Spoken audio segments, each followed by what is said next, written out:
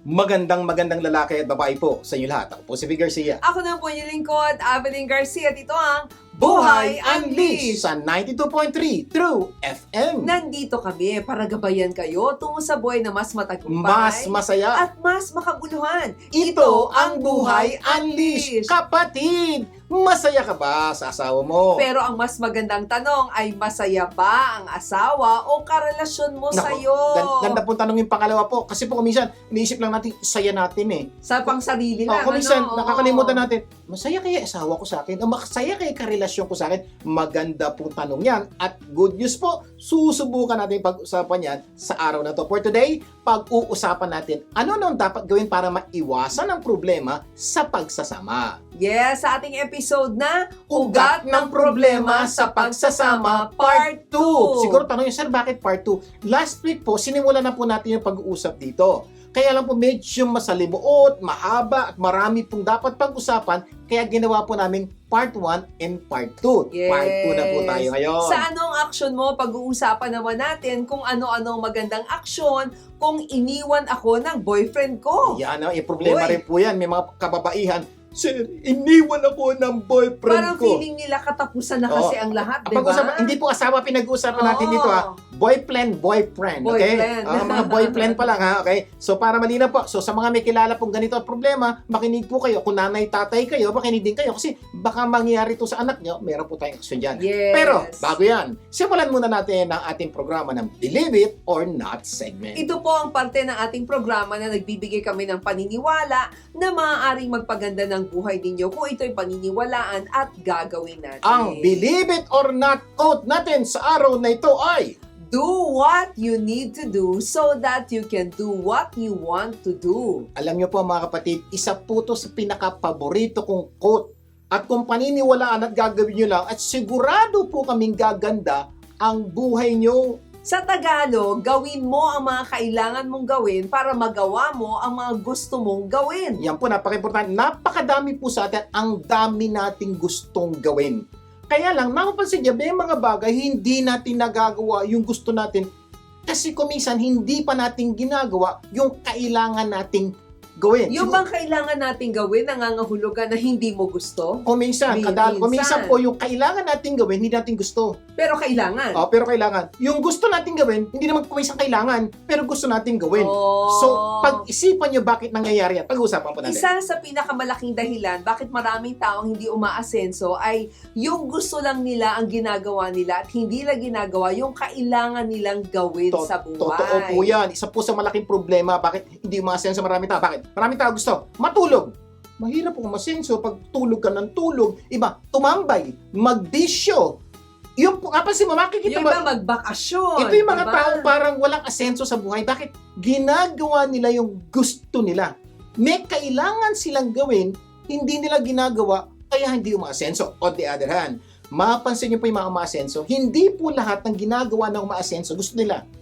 Marami sa ginagawa nila hindi nila gusto. Kaya lang, ginagawa nila yung kailangan nila para magawa nila yung gusto So, ibig nila. sabihin, hindi mo pino-forfeit yung gusto. Oo, hindi. Gagawin na pa rin. Oo, magagawa mo pa rin yung gusto mo, pero dapat mo munang gawin yung kailangan mong gawin. Kakaintindihan Oo. po tayo. Ayan, maraming tao, ang gusto ay mamahaling gadget, di ba? Sapatos, damit. Ang problema, maraming tao hindi ginagawa yung kailangan nilang gawin bago bumili ng mga bagay na to. Kasi maraming tao, Dahil dito, dahil nasisira ang buhay nasisira ng mga ang tao. buhay. Oo. Ibig sabihin, bibili po ng gadget, ay walang pambili. So, utangin. Uutangin. So, dahil utangin, may tubo. Eventually, mabaon sa utang. Ang dapat sanang gawin, do what you need to do before you do what you want to do. Mag-ipon ka muna, magtrabaho ka Yes, muna, magtipid. magtipid-tipid. Oo. Now, pag may pera ka ng pambili, bibilin mo. So, gawin mo muna yung kailangan mong gawin bago mo gawin yung gusto mong gawin. Yun po Hindi ibig yung sabihin. kabaliktaran na ginagawa ng Ng maraming tao. Ang tawag po doon, enjoy now, pay later. Enjoy na yung gusto na ngayon. Ang problema, babayad ka ng malaki. Kasi may tubo na po ngayon dahil inutang mo. Pero pag binaliktad mo, pay now, tipid ka muna, tipid, tapos enjoy later, mabibili po yung gusto niyo bilhin. At hindi kayo mangungutang. Oo, kaya kung naniwala lang sila na to do what you need to do so that you can do what you want to do, sana wala silang Sa utang. totoo lang po, sa marami Oo. nakikinig ngayon, marami po sa atin, bakit bounce tayo sa utang? Because we do what we want to do. Yes. Yung gusto na natin, ang problema, hindi pa natin ginagawa yung kailangan natin gawin. Yan po isa sa malaking dahilan ba't hindi po umaayos ang buhay natin. Eto. Inuuna yung gusto kaysa kailangan. Ang turo po namin, unahin yung kailangan, Kabaliktad. then yung gusto. Yes, o, 'di ba, maraming tao medyo may sakitin din, 'di ba? Maraming sakit kasi they don't believe that do what you need to do so that you can do what you want to do. Ano ang ginagawa nito ang mga taong ito? Kakain na hindi dapat. Kasi gusto nila. nila 'yon eh. Pero Oo. kailangan nilang mag-diet. Ayun, nagkasakit tuloy. So, Oo. again, dapat baliktad po. Gawin mo muna dapat exercise ka, kumain kang tama, inom ka ng maraming tubig. Pag ginawa mo to, pwede ka na kumain ng konting paborito mo, konting Oo. sitsilya, konting dessert, kasi ginawa mo yung kailangan. Sa totoo lang, hindi naman masamang kumain ng Hindi, masarap. okay Pero lang yan. dapat gawin muna natin yung kailangan nating gawin, 'di ba? Exercise, Oo, diet, tamang tubig. pagkain, balanced diet, Yan. 'di ba? So pag nag-exercise kasi mapansin niyo po, pwede ka kumain na marami-rami kasi na-burn mo naman. Ang problema, hindi ka na nag-exercise, hindi ka pa nag-diet, kain ka pa ng kain na gusto mo. Ay, nako. Ay wala. Oo. Patay kang bata ka, literal yun, delikado. Ganon din sa mga estudyante, 'di ba? Maraming estudyante ang sira ang pag-aaral kasi they don't do what they need to do so that they can do what they want to do. Puro social media, video games yung gusto nilang gawin. Hindi naman masama ang video games, 'di ba? At social media. Pero dapat sana gawin muna nila yung pag-aaral. Dahil bago kailangan yun. ito. Yes. Para pagdating ng panahon, marami kang oras para mag-video games, mag-party. At this time, ikaw na magbabayad ng internet, ikaw na Oo. Bakit? May pera ka ni. Nagtrabaho ka na kasi ginawa mo yung dapat mong gawin. Kaya lang minsan talagang yung iba, hindi, inuuna yung gusto, Oo. yung desire talaga Kaya na wala mas po madali. nangyayari. Oo. Kaya napakaganda po talaga nung quotation na to. Do what you need to do. Gawin mo na. And later, you do what you want to do. Kailangan po nating lahat ng pahinga, di ba? At libangan. Pero, dapat gawin ito kapag natapos na yung mga kailangan nating gawin sa buhay. Sa bahay. Sige, magpahinga ka. Tapos, walang nagluto, walang nagluinis, ay, nako din, gulo-gulo ng bahay mo. Ang problema, maraming tao, puro libangan at nakalimutan na yung tunay na kailangan. Yun po ang problemang malaki. Yes. Kaya sana mula sa araw na to, maniwala at gawin na natin yung quote na to.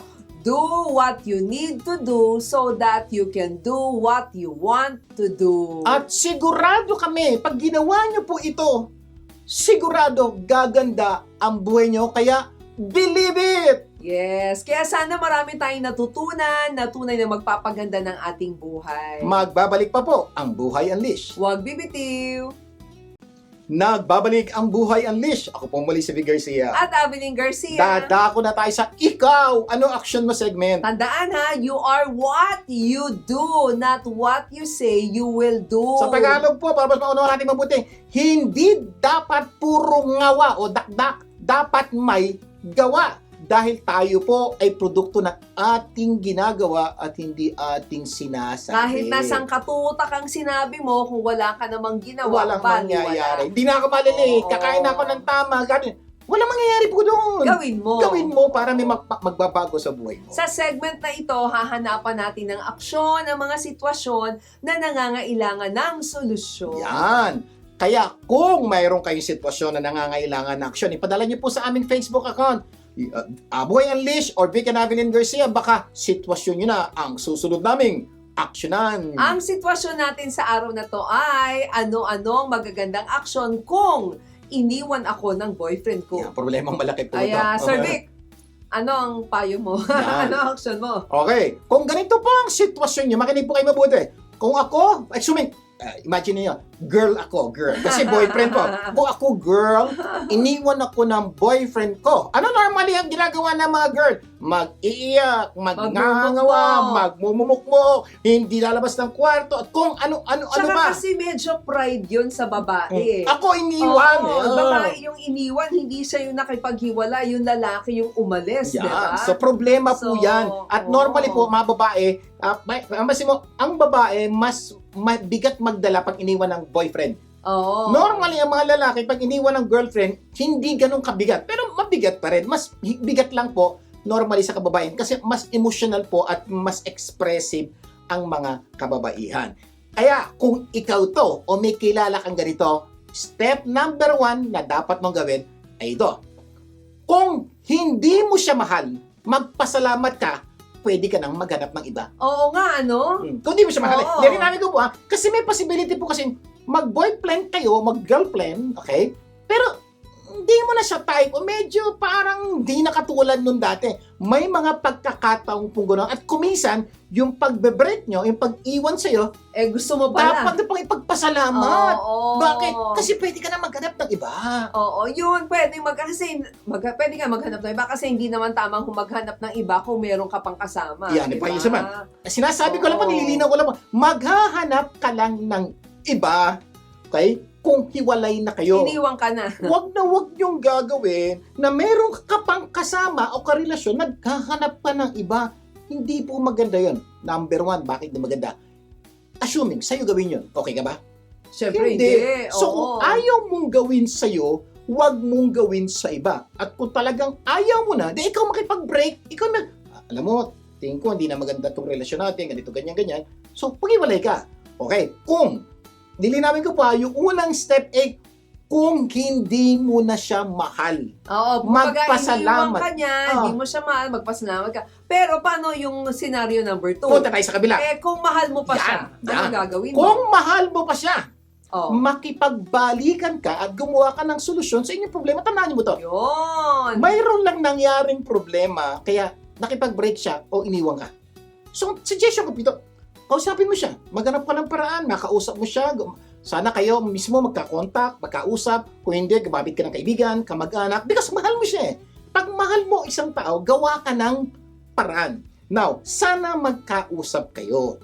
Tapos, mapag-usapan nyo yung naging dahilan bakit ayaw niya na sa'yo. Nagkakaintindihan na. Kumbaga, liwanagin mo. Linawin mo. Baka naman yung ayaw niya sa'yo, kaya mong baguhin.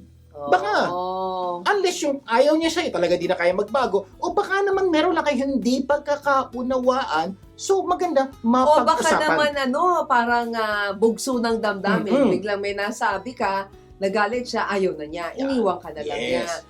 Tapos yung iba sinasabi parang, naku, wala na yatang solusyon. Pero parati nating sinasabi na lahat ng problema ay may solusyon. Yun po, ilagay niyo po sa diba? isip niyo yun, ha? Paulit-ulit namin sinasabi sa programang ito. Sana wag niyo kakalimutan kasi napaka-importante po ng another belief system na yon. Lahat ng problema may solusyon. Ang problema lang, kuminsan yung solusyon hindi mo alam.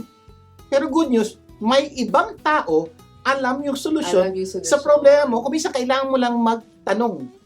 May mga pagkakataon po gano'n. Kaya lagay niyo sa isip niyo, ano man ang pinagdadaanan niyo, may solusyon yan. Baka kailangan niyo lang magtanong. Ang ganda na sinabi mo kanina, di ba? Pwede lang ninyong pag-usapan, di ba? Kung mahal mo pa.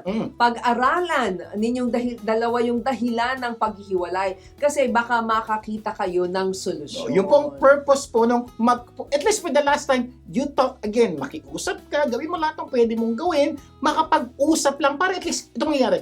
At least mag-usap kayo, wala nangyari, may closure. Oh. Ang mahirap po yung ginost lang kayo na, bilang, ay nawala. Ang hirap na, di ba? Parang Walang wala. closure. Ano ba nangyari? So, kung pwede po sa mga nakikipag-break, sa mga nagbe-break dyan, kung pwede mag-usap naman kayo, huwag naman kayo makipag-break sa text. Break na tayo. May mga kilala po kung gano'n. Parang hindi naman, nung nanligaw ka, face to face, tapos nung nag-break kayo, text, o kaya Zoom. Paano to? Kung wala nang makitang solusyon. Ayan, yan. May mga pagkakataon po ganito. Nag-usap na kayo. Wala na talaga. Problema. Tagal nyo na nag-usap. Oh. Wala talaga. Parang walang solusyon ng problema niya. Parang, I did my best, but I think my best wasn't good enough. Paulit-ulit sinasabi namin may solusyon yan. Bakit? Ang dapat gawin? Magpatulong ka. Ayan! Tama Baka yun, kailangan diba? magpatulong kayo sa iba. Pwede kayo lumapit sa mga counselors, relationship expert. Kasi po, itong mga tao ito, nag-aral, bihasa, may karanasan, para tingnan yung sitwasyon. At saka parang parang nasa forest kasi. Kung kayong dalawa na dun sa forest, hindi mo makikita di ba? Pero itong mga relationship experts na to, counselors na to, life coaches, relationship coaches, nakatingin from above. So nakikita nila objectively yung situation. May isa pa po ang dagdag dyan. Isipin nyo, pag may physical pain kayo sa katawan, what do you go? What do? You go to a physical doctor. Correct. Tama, di ba? Ginagawa natin lahat yan. Ito hindi ko maintindihan sa atin. Bakit pag meron tayong emotional pain o relational pain, we don't go to a relational doctor. Hindi kaya nakakahiya? So, marami Yung hindi lang yun, pakiramdam nila? Ano? Habang nanonood, sir, may relational doctor. Ngayon lang ako Oo. makadinig niyan. Ito po yung sinasabi ni mga Abilin. Counselors, okay? Relationship expert. Life coaches, life yes. coaches. They are relational doctors na pwede kayong lumapit. Ito po problema ko. Minom ka na isang ganito, isang ganito. Tapos, dagdag. Meron pong ganun. Alam niyo po, magugulat kayo. Yung problema niyo pala, may solusyon. Ang problema niyo lang, hindi pumunta Yun sa na nga, doktor. sinasabi ko nga, yung problema nga nahihiya, Mhm. di ba? Pride. Ay, ako lalapit, Labo di ba? niyan. Oo. So meron po, siguro isang paraan kung ma-attend po kayo ng simbahan, punta po kayo sa mga religious leaders niyo, meron po sila matutulong sa problema ang pinagdadaanan. paano kung number 3 Number na three. ang kaso? Kung ayaw na Ayan, niya ayan. makipagbalikan. Ano mangyayari? Ayaw na talaga. Sarado na pito. Nag-usap na kayo, Oo, patulong na kayo. nagpatulong na, ayaw pa rin. Hindi Ano maghanap ka gagawin? na ng iba. Kumbaga wag mong ubusin yung luha at panahon mo sa taong wala namang panahon sa'yo. Yung pala, alam mo na, Oo. sinabi niya na, nilinaw niya na wala na siyang panahon sa'yo, hindi niya gusto. Bakit na pagpipilitan ang sarili mo? Hello, kung minsan, kaya hindi nakakapasok yung best, nagtsatsaga tayo sa good. Take note ha, disclaimer lang, ang pinag-uusapan natin, mag-boyfriend. Mag-boyfriend, ha? okay? Mag-boyfriend ha. So, kung minsan Oo. po, eto yung karelasyon mo, okay naman kasi sir. Ito ang problema, at ka magtsatsaga sa okay. May mas okay. Ang problema, hindi makakapasok yung mas okay. Kasi ito yung nagtsatsaga sa tsatsagaan okay. mo yun. Pero mas malaking problema dyan. Oo, kung minsan, kaya nga yung bad, pinagtsatsagaan na lang, dahil takot na tayong mawala ng karelasyon. May mga sitwasyon po kanya ganun, na talagang ang pangit na ng relasyon. Oo. Talaga nagkakasakitan na sila. Pero ayaw bumitaw ng girl. Kasi baka yung minsan status din yung may boyfriend. Yung eh, rejection diba? na wala akong kasama. Ang laki po Oo. ng Tandaan mo to ha. We need to let go and let God do what is best for us. Kumisan po, bitaw. Ayaw nyo na sa'yo, bitaw. Kumisan di makakilos ang Diyos sa'yo. Bakit ayaw mong bumitaw? May bibigay si Lord na mas maganda, mas okay. Ayaw mong bumitaw. Speaking of Bitaw. that, na sinabi mo bibigay ng Diyos, ang pangako niya, for I know the plans I have for you, declares the Lord. Plans to prosper you and not to harm you. Plans to give you hope and the future. So, ibig sabihin, may magandang Diba? plano ang Diyos sa buhay mo. So, hintayin mo yun. Promise. Baka kailangan mong ma-let go and let God. Sana marami tayong natutunan sa ating pinag-usapan. At mamaya, sa itanong mo lang, pag-uusapan natin, ano nang dapat gawin para maiwasan ang problema sa pagsasama. Magbabalik pa ang Buhay Unleashed. Huwag bibitiw.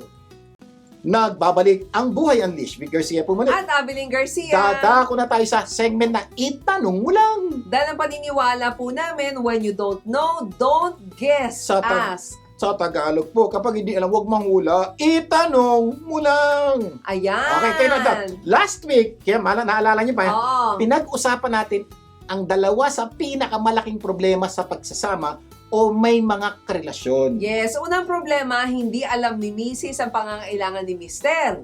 Hindi alam ni Mr. ang pangangailangan ni Mrs. So yun po, di alam kaya nagkakaproblema. So, Pero ang ang good news solusyon? last week, may solusyon kami. Yes. Ito yung solusyon. Mrs., alamin mo ang pangangailangan ni Mr. At Mr., alamin mo ang pangangailangan ni Mrs. At punuan mo, di ba ayos ang relasyon nyo? At last week, nalaman natin na ang greatest need ni Mrs. ay love at ang greatest need naman ni Mr. ay respect. Yan. So ibig sabihin daw po, kung si Mrs. lang, respetehon si Mr., aayos ang kanilang relasyon. At kung si Mr. mamahalin si Mrs., aayos ang kanyang relasyon because deep within po sa isang babae, isang lalaki, mayroon tayong pangailangan. Pag napunuan yan, sasaya po Sasaya. ang bawat isa. Pangalawang problema na na-discuss natin, maraming Mrs. ang hindi marunong magrespeto. Yan! At maraming Mr. ang hindi naman marunong magmahal. So yun po yung napakalaking problema. Kaya po nagkakaproblema. Kung minsan, alam na nila na Oo. kailangan mahalin si Mrs. Ang problema po, marami ang kalalakihan dahil di sila emotional, di sila expressive, hindi naramdaman ni Mrs. pag umahal niya.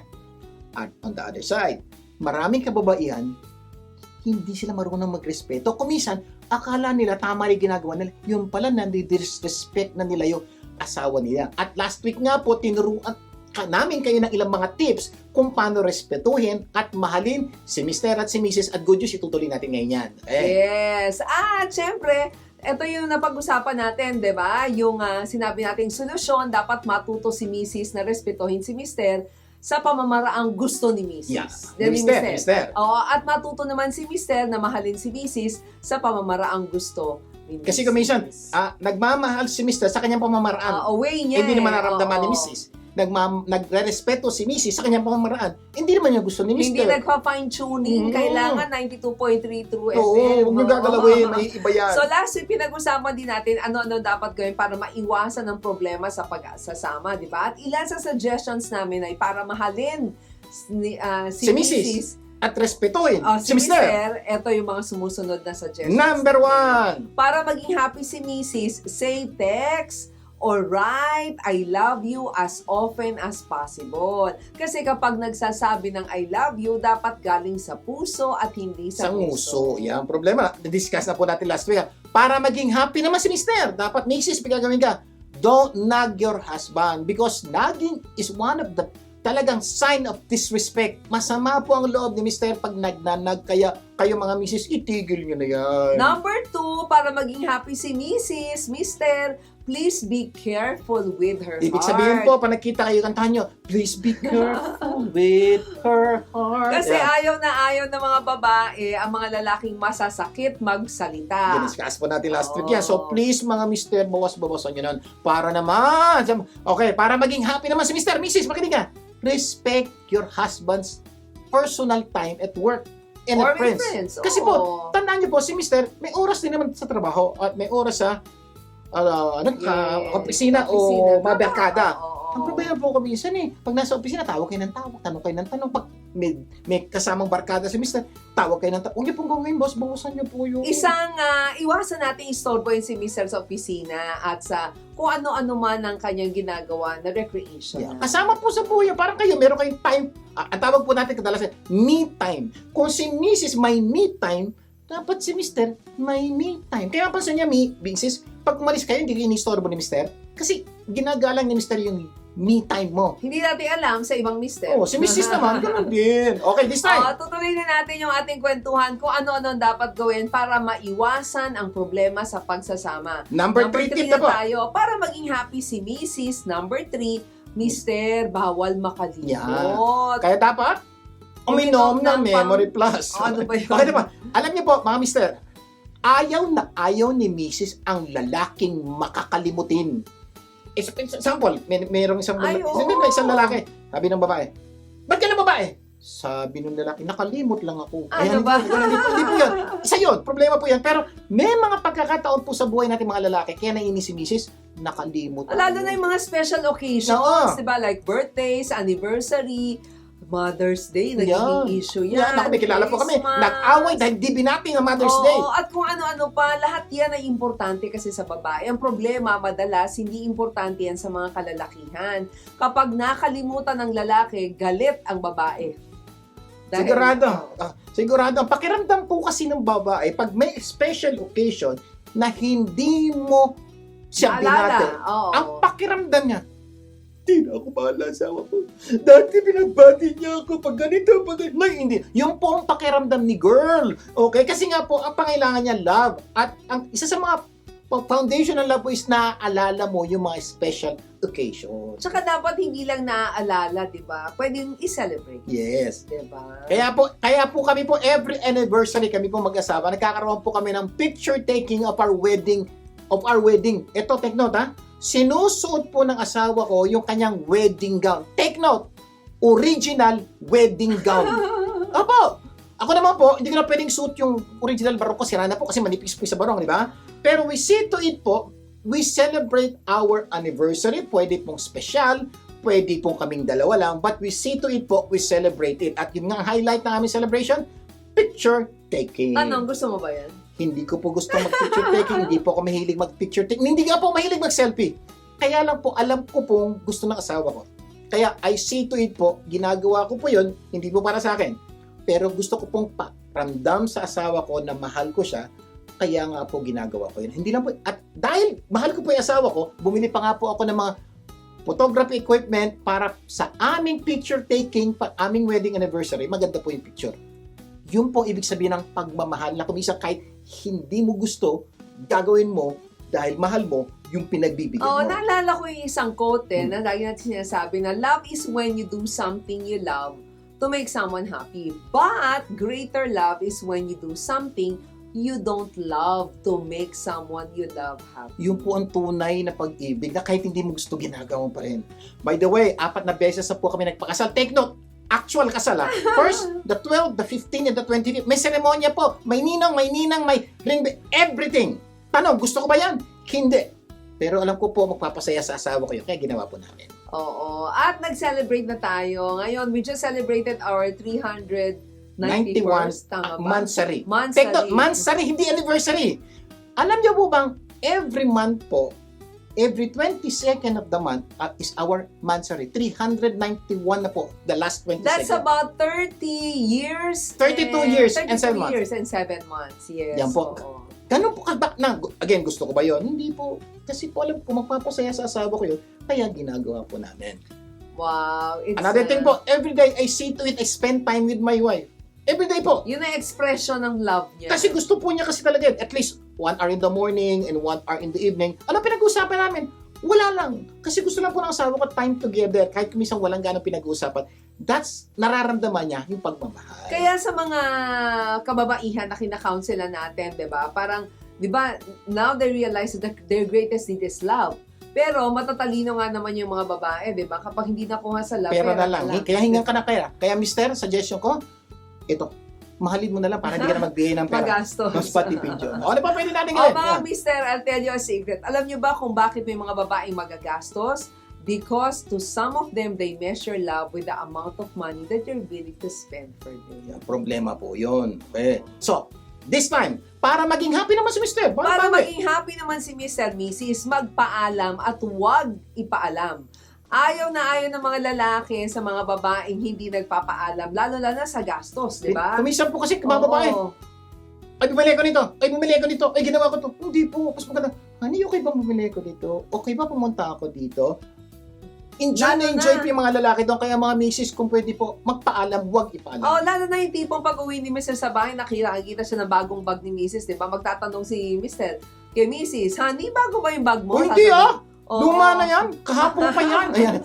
Masama po ang loob ni Mr. pag ano. Kaya suggestion ko po mga misis, wag ipaalam, magpaalam. Ilan lang po yan sa mga pwede niyo pong gawin para maramdaman ni Mr. at maramdaman ni Mrs.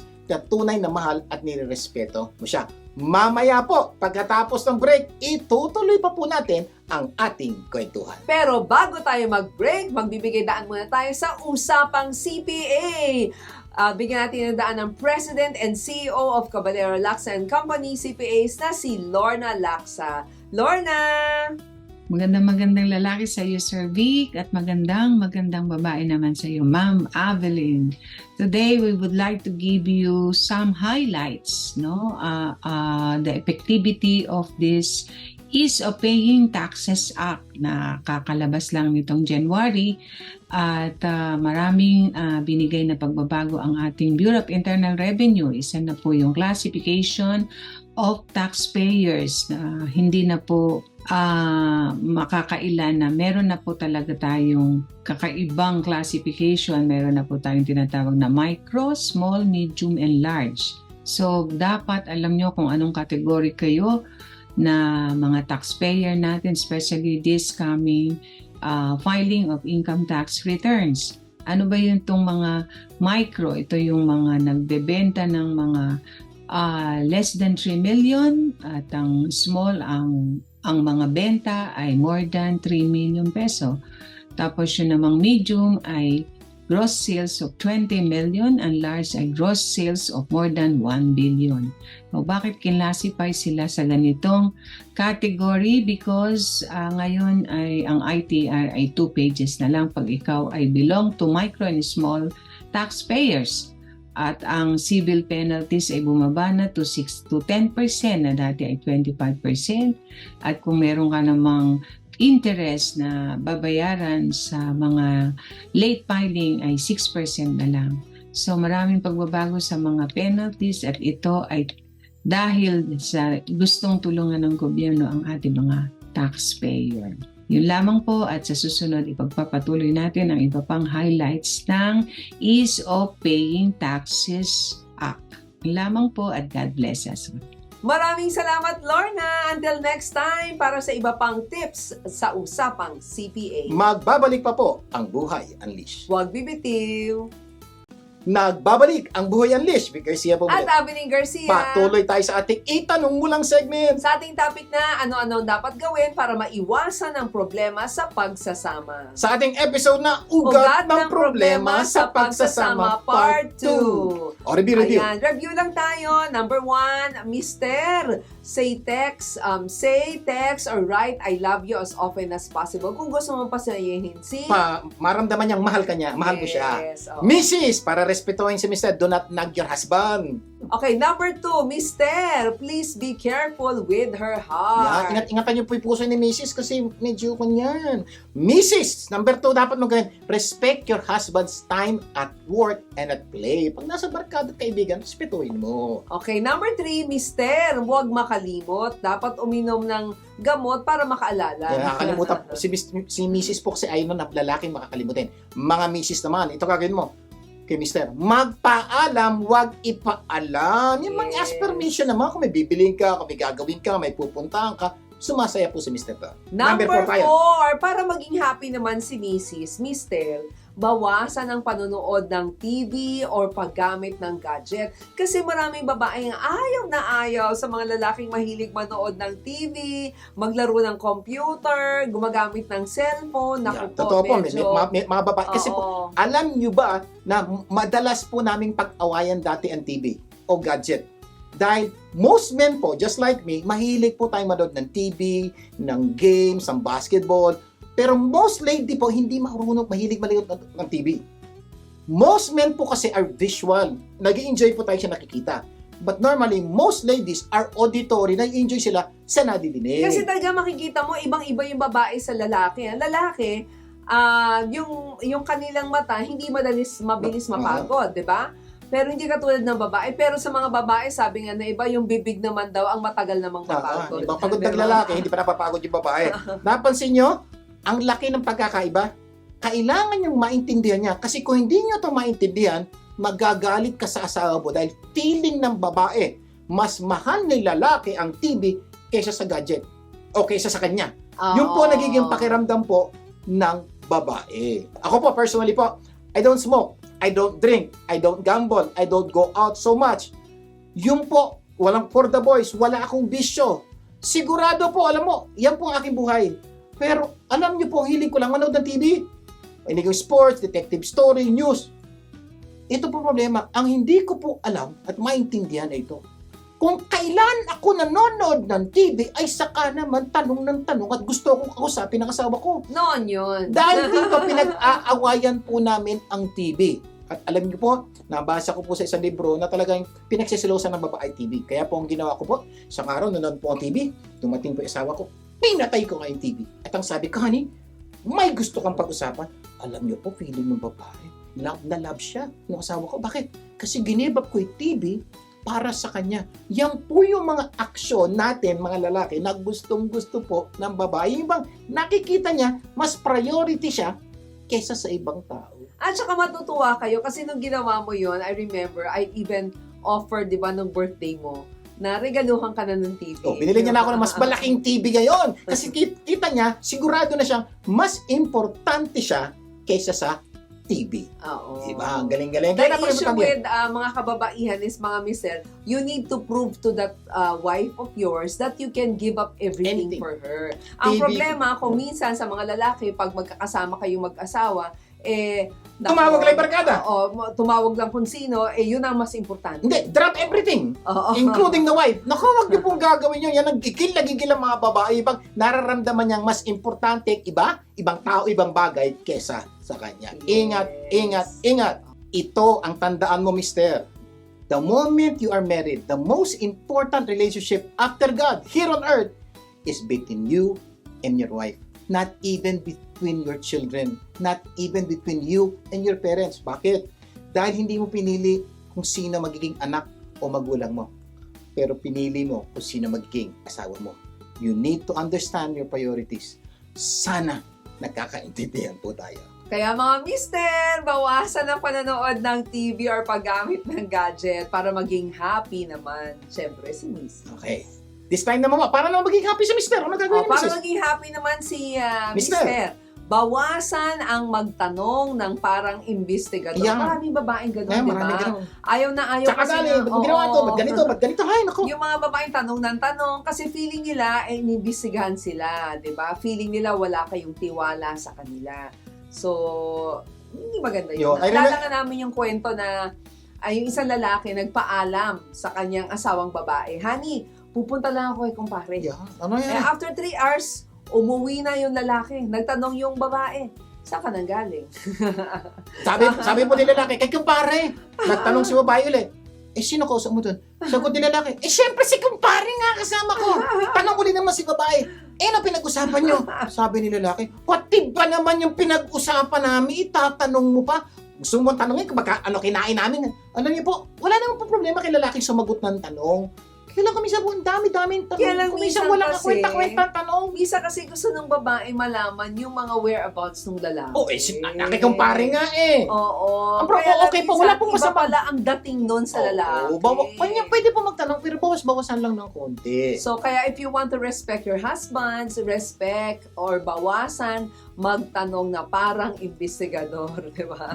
Mga lalaki, baliktarin natin. Mga babae, bawasan ng tanong. Ikaw mga lalaki, dagdagan ng tanong. Dahil gustong-gusto po ni Mrs. ang tinatanong siya, Honey, ano ginawa mo? Sino kausap mo? Ano kinain mo? Ay, gustong-gusto po ng babae So, yun. baliktad, di ba? Oo. Baliktad. Kung baga ayaw ng lalaki, gusto ng babae yon. Kasi gusto ng babae magkwento Oo, kaya po, para hindi ka tanungin ni Mrs., siya tanungin mo. O, di Oo. maayos ang buhay, pareho kayong masaya. O, di Ang ba? problema kasi normally ayaw ng mga lalaki nagtatanong, hahaba lang daw kasi yung usapan. On the other hand po, kailangan po ng lalaki kausapin ng babae at isa po sa paraan po yun, magtanong po tayo kung talaga gusto nating mapakita ang ating pagmamahal. Discussion starters kasi Yan. yun. Okay. Sahan na po, meron po, mga mister, mga misis, gawin niyo po itong ating pinag-usapan. At mamaya, Mamaya, itutuloy pa natin ating kwentuhan. Marami pa tayong pag-uusapan. magbabalik pa po ang Buhay Unleashed. Huwag bibitiw. Nagbabalik ang Buhay Unleashed. Garcia po muli. At Abilene Garcia. Patuloy tayo sa ating itanong mo lang segment. Sa ating topic na ano-ano ang dapat gawin para maiwasan ang problema sa pagsasama. Sa ating episode na Ugat ng Problema sa Pagsasama, Part 2. Okay, review tayo ulit. Number one. Okay, number 1, Mister, say, text, or write I love you as often as possible. Mrs., don't nag your husband. Mister, please be careful with her heart. Mrs., respect your husband's time at work and at play. Mister, bawal makalimot, dapat uminom ng pangpaalala. Mrs., pagpaalam, wag ipaalam. Yan, para maging happy naman si Mrs. Mister, bawasan ang panonood ng TV or paggamit ng gadget. Para maging happy naman si Mrs., bawasan ang Mister, mga Mrs., bawas-bawasan magtanong parang investigador para maging happy si Mister. Yes, at para maging happy si Mrs. Number 5, Mister, huwag maging mahiyain. Ipagbalaki mo si Mrs. Alam niyo po, Correct. mga Mister, ayaw na ayaw ni Mrs. ang mga lalaking mahiyain. Normally po kasi, ang mga babae, gustong-gusto nilang tumatawag sa office. For example, Oo. ganito, tumawag si Mrs. Honey, kamusta ka na dyan? Sabi ni babae. Ano sagot ng lalaki? Okay, ba't ka tumawag? Dami kong ginagawa. Sabi ni Mr. Totoo naman, maraming ginagawa. Sumagot po si Mrs. Wala lang. Sabi ni Mr. Dami kong ginagawa. Tapos sabihin mo, wala lang. Tapos, ito pa, medyo sabihin ni Mr. Mrs. Sige, marami ka palang Busy ka pala, Sabihin sige na mo, nga "O, lang, sige." wag na lang. Bye-bye, I love you. Tapos hindi nag-I love you si Mr. Sabi niya, sige. Alam mo, sa mga sumalaw ni Mrs., bakit nag-I love you siya, hindi ka nag-I love you? Ano feeling ni babae? Feeling niya, kinahihiya siya nung asawa Kasi nga niya. naman, baka madinig ng mga kasama sa trabaho. So, mga Mr., suggestion ko, pag ganon, mag-I love you ka na rin. Pabulong, I love you. Yan, Kaya okay. tuloy, alam niyo, pag uwi, nakasimangot si Mrs. Hmm. Tapos sa lapitan ng asawa niya, Honey, may problema ka ba? Tapos sasagot yung Mrs., meron. Meron! Dapat na ganit ng konti. Ang sagot ni Mrs., dapat alam mo na yon, 'di ba? So si lalaki, syempre nag-iisip din, 'di ba? may ginawa ba akong mali? Tapos sasabihin ng asawa, kaya nga ako galit, tumawag ako sa'yo kanina, ayaw mong kausapin, tapos nag-I love you ako, hindi ka man lang sumagot, sabi naman ng mister. Yun lang. Ano kung lalo magagalit Ayun lang, si Mrs. oo. Kasi sa kanya, importante yun. Sa'yo, hindi. So, mga lalaki, isipin niyo po, si babae, ayaw niya po nung gano'n. So, gumawa ka ng paraan para feeling niya hindi pa siya kinakahiya. At isang paraan po, ito po gagawin niya. Kung pwede po, mag-I love you kayo pag tumawag siya sa opisina or pag nasa public po kayo, pwede Place, sabihin, oo. honey, I love you. Ay, nako, gustong-gusto po ng kababaihan niya. Dahil nadidinig ng ibang tao na mahal mo siya. Kaya pala, no, maraming kababaihan, gustong-gusto nila yung parang medyo bonggang-bongga. Eh, maraming yung kasalan. bisita. Oo, at ang lalaki. Ay, hindi. Kasi Oo. maraming gastos. Correct, di ba? Kasi yung wedding is a public declaration of man's love to a woman. Kaya gusto ng babae na maraming bisita sa kasal para maraming nakakarinig at nakakapanood ng kanilang kasal. Kasi gustong-gusto nga daw ng babae, generally, na marinig ang kanyang asawa na magsalitang I love you na may ibang nakakarinig. Yan. Napaka-importante. Need po ng inyong asawa na madinig ang salitang I love you. Hindi lang pag kayong dalawa. Gusto niya may ibang nakakadinig kaya kumisan tawag siya ng tawag. Ang problema, hindi ka naman nag-I love you. Kaya mula sa araw na to, sabi ka na, I love you. Oo. Kaya mister, wag maging mahiyain pag malaki mo ang asawa mo. O, punta naman tayo sa para maging happy naman si Mr. Mrs. Ano gagawin mo? Oo, wag mong ikwento sa iba ang problema ninyong dalawa. Problema po yan. Isa kasi sa ayaw ng lalaki, kapag nalaman niya na ang mga problema nila mag-asawa, alam ng iba. Naka. Oo, kasi sa kanyang palagay, parang walang respeto si Mrs. Bakit kailangan niya pang sabihin ang problema nila sa iba? Maliban na lang kung professional Kung relationship counselor yun, diba? Unang-una, mahihirapang malaman ni Mr. na alam niya kasi hindi niya kilala yung counselor kung sakali. Oo. Ang problema, kumikwento kasi ni Mrs. kay kumare, kay kumpare, kay kapatid. Ang problema, nandun dulas tong mga to. Nalalaman tuloy ni Mr. Kat kinuwento niya, Mrs. ayaw na ayaw ni Mrs. yun. Ni Mr. yun. Kaya, Mrs. suggestion ko, kung ikukwento man at kailangan mo ng tulong, find somebody who can help you. Professional counselor, relational expert. Kung hindi po, huwag niyo po yung kwento dahil lalaki lang po problema niyo. Ay, nako. Ato ha, as we end yung ating programa, meron lang po kaming tanong. Ano dapat yung gawin kapag kayo ay nag-aaway mag-asawa at talagang hindi kayo magkasundo? May mga pagkakataon, nangyayari talaga yon. Ang sagot po ng isa daming participant, pag-uusapan namin. Ang sagot po namin, kaya nga kayo nag-aaway dahil nag-uusap kayo. Di ba ilang beses yun na pinag-usapan? Walang nangyayari, di ba? Kaya po, binigyan namin kayo, kapag nasira, sample po, para maintindihan nyo, kapag nasira ang computer niyo sa bahay, ano ginagawa niya? Di ba? You Dadalhin bring mo sa it to a repair repair shop Oo. or to a computer technician dahil marunong siya. Alam niya ayusin eh. Di ba? So as much as possible po, yun ang ginagawa nyo. Huwag nyo pakialaman ang isang bagay na hindi nyo kayang ayusin dahil lalala po yung problema. Oo. Yan po sa computer. Meaning, allow the computer expert to solve it. At malamang ma-solve po niya. The same is true with marriage. Oo. Ano yun?